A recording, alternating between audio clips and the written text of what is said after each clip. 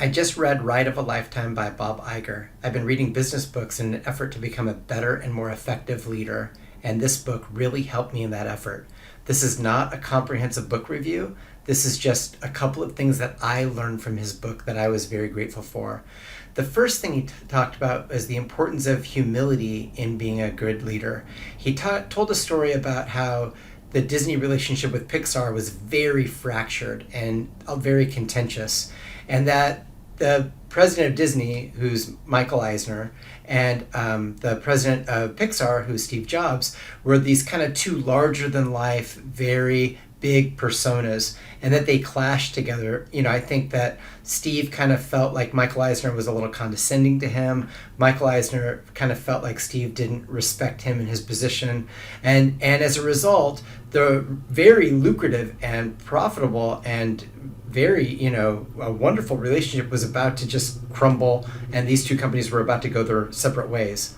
When Bob Iger took over at Disney, the very first thing he did was approach Steve Jobs and say, look, we don't want to lose the Pixar relationship. And he did a couple of things that were, very, very constructive to that effort. The first thing he did was he put all of the ABC media on Apple TV, and he said, you can have on the iTunes store, you can have the licensing rights, for your profit, and we'll make a good deal here and get a lot of media on your channel, right?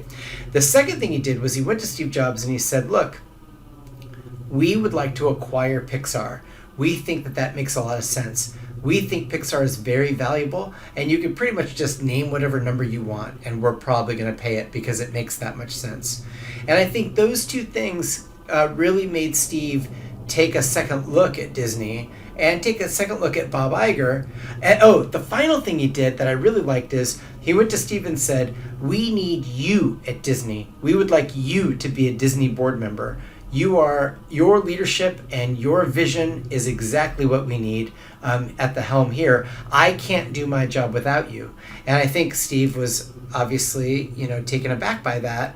And I think that's what got this Pixar acquisition done. And you can tell that since that acquisition, they've made all sorts of great movies and had great theme park attractions. And, it's been a very multifaceted, very lucrative deal for all of them. And that was a very good thing that happened. And Bob approached that with humility and approached it knowing that it was the results that mattered, not who was right or who was wrong that mattered.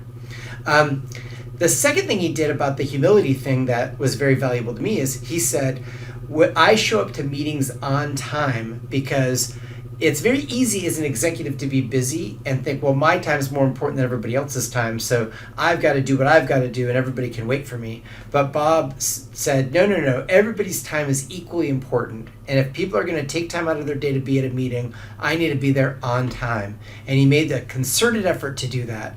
And ever since he told that story, man, I have been diligent about being at meetings on time because I think it sends a clear signal to everybody that I value everyone's time equally and their thoughts and their input and their insight all equal.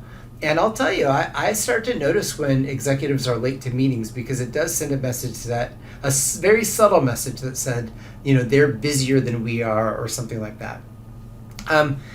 So yeah, I make a good effort to use people's time wisely. Another thing I learned from Ride of a Lifetime is that as a leader, it is your job to have painful conversations with people.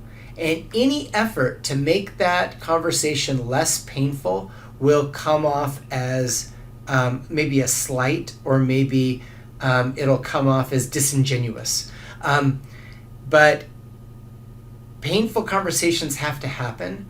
They should happen quickly. They should happen at the earliest opportunity, and they should happen honestly. So these conversations are things like, vendor, we're not going to use your product anymore. That might mean millions of dollars to that vendor and commissions and really loss of income, but you should say immediately and quickly and truthfully, we are not going to use your product anymore. I'm not playing a game with you. Our relationship is coming to an end.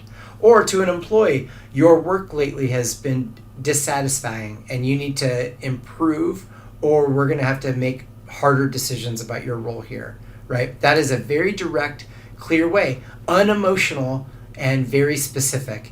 And I think that is a great way to give bad news to people. I think you can be kind without being disingenuous and without couching the truth. What you don't want to do is something like this. Well, I think maybe should think about a change, right?